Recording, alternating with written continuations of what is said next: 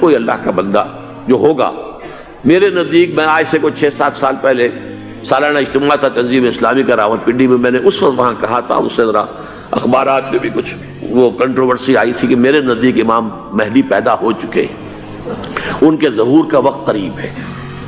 اور اس کی تھوڑی سی بعد میں مجھے معلوم ہوا کہ جین ڈکسن غالباً نام ہے امریکن اس کا، جس نے یہ پیشن کوئی خبر دی تھی کہ 1962 میں عالم عرب میں ایک بچہ پیدا ہوا ہے کہ جو وہاں کا نقشہ بدل کر رکھ دے گا۔ یہ جین ڈکسن کی غالباً پیشن گوئی ہے۔ بہرحال مجھے اس کی پیشن گوئی سے کوئی دلچسپی نہیں ہے، میں تو جو احوال دیکھ رہا ہوں، یعنی اسرائیل کا قائم ہو جانا اور اس کے بعد اب یروشلم کا مسلمانوں کے ہاتھوں سے نکل جانا، اور اب گویا کہ وہ الملحمۃ العظمیٰ جو ہے تلی کھڑی ہے، کسی بھی وقت جو ہے یہ جو ہے وہ لاوا پھٹ سکتا ہے، آتش فشاں پھٹ سکتا ہے۔ تو یہ تمام حالات ایسے ہیں کہ جن کی وجہ سے میں سمجھتا ہوں کہ ایک تو جو قرآن مجید کے اشارات میں نے آپ کو بتائے، 14 صدیاں، 14 دن میں چاند کا پورا ہونا، والقمر اذا اتسق، 14 دن میں 14ویں کا چاند۔ اسی طرح اب یہ 14 صدیوں کے بعد یہ صدی جو 15ویں صدی ہے، یہ در حقیقت ظہور امام مہدی کی صدی ہے۔ لیکن یہ کہ امام مہدی کی حکومت قائم کرنے کے لیے کون لوگ آئیں گے؟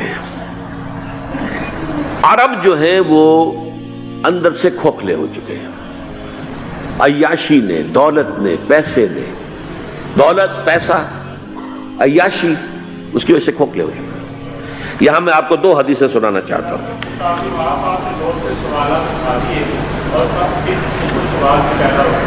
بہت سے ہو گئے، آپ اطمینان سے تشریف رکھیے۔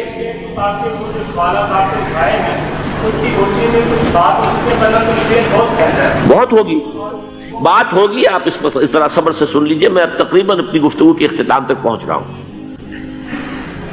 سنن ابن ماجہ کی روایت ہے حضرت ابو ہریرہ سے رضی اللہ تعالی عنہ، قال قال رسول اللہ صلی اللہ علیہ وسلم اذا وقعت الملاحم بعث اللہ بعثا من الموالی ہم اکرم العرب فرسا واجودہ سلاحا یوید اللہ بہم الدین، رواہ ابن ماجہ عن ابی ہریرہ رضی اللہ تعالی عنہ۔ جب ملاحم کا دور شروع ہوگا تو اللہ تعالیٰ اٹھائے گا ایک لشکر یا لشکروں پر لشکر موالی میں سے۔ موالی کون ہے؟ عربوں نے جب فتح کیا تھا اس پورے علاقے کو خلافت راشدہ کے دوران، اور پھر وہ لوگ جو ہے، ایک رائے تو یہ تھی کہ انہیں غلام بنایا جائے ساری آبادیوں کو، لیکن یہ کہ حضرت عمر کا اجتہاد تھا، اس کے مطابق جو غلام نہیں بنایا گیا تو وہ موالی کی حیثیت رکھتے ہیں۔ عربوں میں دم نہیں ہے، موالی میں سے لشکر اٹھیں گے کہ جو در حقیقت حضرت مہدی کی حکومت کو قائم کرے گی۔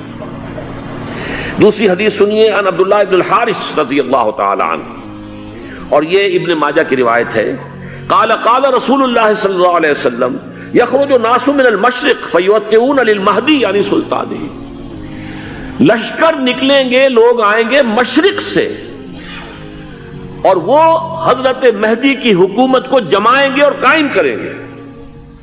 اب ذرا نوٹ کیجئے کہ جزیرہ نما عرب کے مشرق میں کون سے ملک ہیں؟ 3، ایران، افغانستان، پاکستان۔ یہ 3 سالڈ مسلم ممالک، مسلم آبادی اکثریت۔ ویسے تو یہ کہ آگے ہندوستان میں 20 کروڑ مسلمان ہیں، لیکن وہ 20 کروڑ جو ہے وہ تو 80 کروڑ کے اندر تحلیل ہو جاتے ہیں غیر مسلموں میں، لیکن یہاں جو معاملہ ہے یہ غالب اکثریت کے۔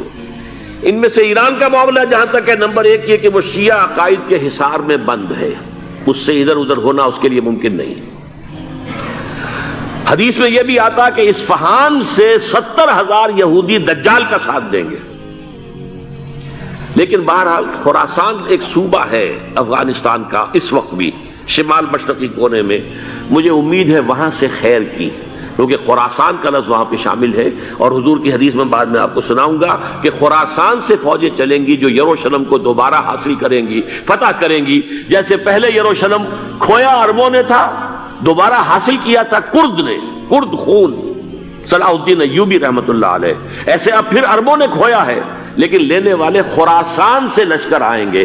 یخرج من خراسان رایات سود لا یردھا شیء حتی تنصب بإیلیا، خراسان کے علاقے سے کالے علم لے کر لشکر چلیں گے جن کے رخ کو کوئی موڑ نہیں سکے گا جب تک کہ وہ جا کر یروشلم میں نصب نہ ہو جائے۔